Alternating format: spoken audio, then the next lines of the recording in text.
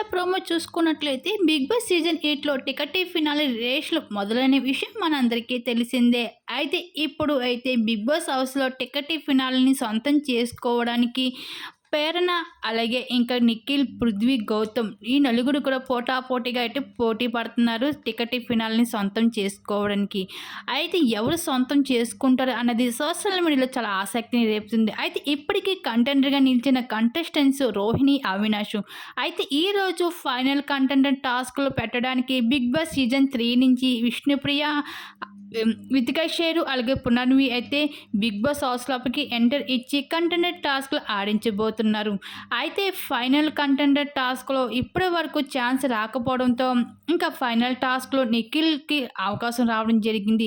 నిఖిల్‌తో పాటు ఇంకా పృథ్వీ, అలాగే ప్రేరణ, ఇంకా గౌతమ్ ఇంకా ఈ నలుగురు కూడా అయితే పార్టిసిపేట్ చేస్తున్నారు ఈ టాస్క్‌లో.